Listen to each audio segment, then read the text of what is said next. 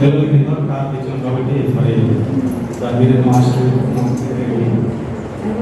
కాలు తెచ్చడంలో మేము ఎంతో ఇబ్బందులతో ఎన్నో ఆనందంతో మమ్మల్ని సహకరించి మాకు ఇచ్చిన కాలు వందనాలు. 20వ పాట. యేసు నన్ను ప్రేమించినావు పాపినైనా నన్ను ప్రేమించినావు. మా ప్రార్థన విలుచున్న దేవుడు తండ్రి, కాలు విషయంలో నా తండ్రి యేసయ్య సహాయం చేశాను. నికోదేము తన పెద్ద కుమారునికి కాలు ఇచ్చారు. అద్భుత రీతిగా నా తండ్రి మీరే మార్గంలో సహాయం చేసి అధికారులతో మాట్లాడి మీరు చేసిన మేలుకై మీకు వందనాలు. 4,40,000 రూపాయలు అక్షరాల నాయన తండ్రి వారు పొందుకోవడానికి కృప చూపించండి తండ్రి.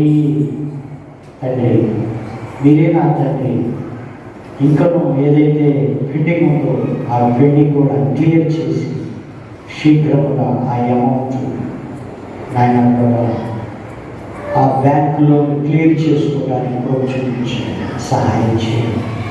అంత మాత్రమే కాదు నాయన, వారి ఇద్దరి కుమారులు ప్రార్థనకు రావడానికి మార్గం సరళం చేయండి. వారి మనసులో మార్చండి, అవకాశం దయచేయండి. మీ సన్నిధికి రావడానికి సహాయం చేయండి. యేసయ్య మీకు అట్లాగే స్త్రీల విషయంలో శనివారం నాడు కూడుకోవడానికి కూడా చూపించండి. అనేక ఆత్మల రక్షణ కొరకు యేసయ్య అనేక ఆత్మల రక్షణ కొరకు ఆ తండ్రి సహాయం చేయమని ప్రతిరోజు సత్య స్వరూపి మీకు తండ్రి. మీరే మాతో మాట్లాడి మమ్మల్ని బలపరచమని సమస్త ఘనత మహిమ ప్రభావములు మీకు అర్పించుకుంటాం. ఆయన మా సంఘంలో ఉన్న ప్రతి కుటుంబాన్ని మీ కృపగల లెక్కల కింద భద్రపరిచి దీవించి ఆశీర్వదించమని వారి ఆలోచనలు సఫలపరచండి. అనారోగ్యంగా ఉన్న వారిని నుండి స్వస్థపరచండి. ఆర్థిక ఇబ్బందులు ఉన్న వారికి సహాయం చేయండి. మీరే నా తండ్రి ఘనత మహిమ ప్రభావములు పొందుకోమని యేసుక్రీస్తు నామములో అడిగి పెట్టుకుంటున్నాను తండ్రి. ఆమేన్. భూమి ఆకాశములు సృజించిన యెహోవా నామము వల్లనే మనకు సహాయము కలుగు. నామము శక్తి కలిగిన నామము, ప్రభు నామము శక్తి కలిగిన నామము. ప్రభు గొప్ప ఏమీ లేవు. నామము ఇస్తాడు. నా నామము, నా లేఖనము, నా వాక్యము మనకి ముఖ్యం అన్నమాట. హల్లెలూయా. నా బొమ్మ, నా పటాలు నో. మనకు అవేవి లేవు. నువ్వు నేను రక్షింపడు. ఈరోజు కొన్ని విషయం ఏంటంటే, మరి చక్కని గృహాన్ని కట్టుకుందామా లేదా చక్కని కుటుంబాన్ని కట్టుకుందామా? చెప్పండి. ఏ కట్టుకుందాం? చక్కని కుటుంబాన్ని కట్టుకుందామా చక్కని గృహాన్ని కట్టుకుందామా? మనం చేయాల్సింది ఏంటంటే కుటుంబాన్ని, ఈ కుటుంబాన్ని కట్టుటలో నీ వంతు ఏంటి, నా వంతు ఏంటి, పిల్లల వంతు ఏంటి, పెద్దల వంతు ఏంటి? What is your role to build a good family? To build a good ఫ్యామిలీని మనం కట్టాలి. మనం ఏం చేస్తున్నామంటే ఈ ఫ్యామిలీని మర్చిపోయి ఏం చేస్తున్నాము? ఇల్లు కట్టుకుంటున్నాము, సంపాదించడానికి అనుకుంటున్నాం. కానీ కుటుంబం చూస్తే పతనం అయిపోతుంది. కుటుంబాలు పతనం అయిపోతుంది. కుటుంబాలు నలుగురు నాలుగు దిక్కులు అయిపోతున్నారు. కానీ ఈ కుటుంబం మీద పెట్టే శ్రద్ధ, కుటుంబం మీద పెట్టవలసిన శ్రద్ధ దేని మీద పెడుతున్నారంటే కుటుంబ ఇల్లు కట్టడంలో, సంపాదించడంలో శ్రద్ధ చూపిస్తున్నారు.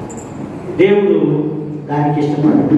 ముందు మన కుటుంబాన్ని సరిగా కట్టుకోవాలి, మన పిల్లలను సరిగా మనము పెంచాలి. మన పాత్ర ఏమిటి? మనం ఒక మంచి కుటుంబాన్ని కట్టాలంటే ఇవన్నీ శిథిలమైపోతాయి. ఇవన్నీ ఒక దినాన్ని ఏమైపోతుంది? శిథిలమైపోతుంది. కానీ పరలోకములో దేవుడు తన స్వహస్తాలతో కట్టుచున్న ఆ గృహానికి మనము వెళ్ళాలి. హల్లెలూయా. చూడండి 91వ కీర్తన 1-2 వచనాలు. మహోన్నతుని చాటున నివసించువాడే, సర్వశక్తుని నీడను విశ్రమించువాడు.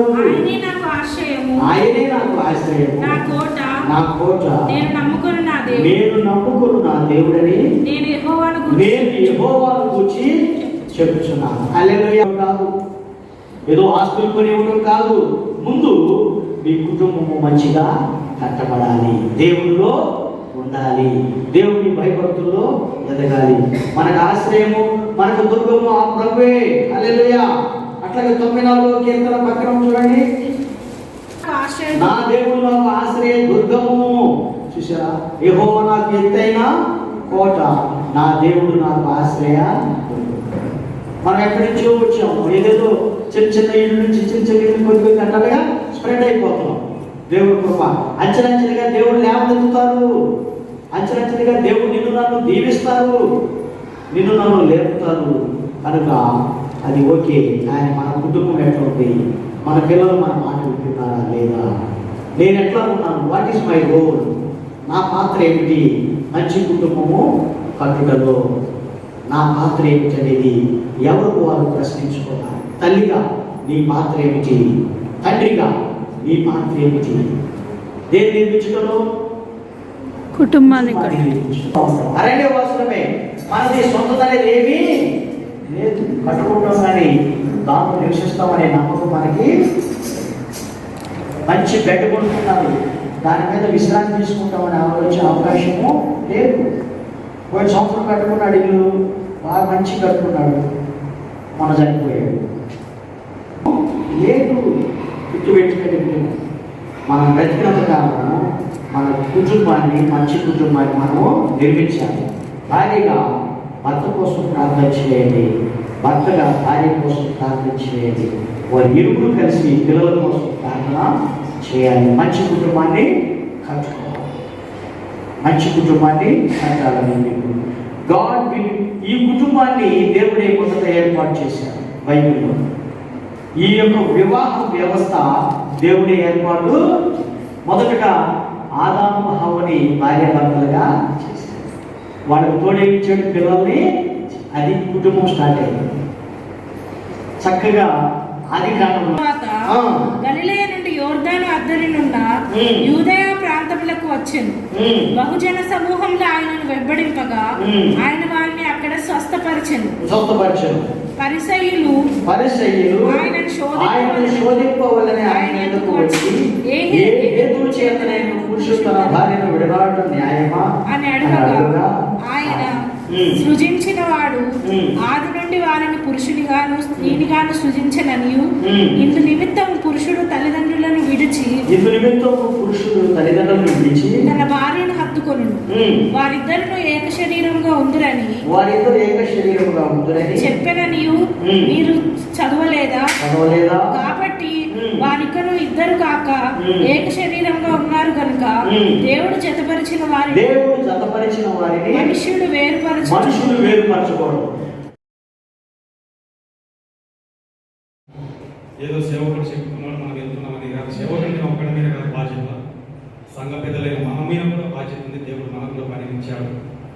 మరి భూమిని పుట్టడం దేవుని పని కొరకే మనం, మన పని కొరకు కాదు. అది ప్రతి మాట వాక్యం ద్వారా మాతో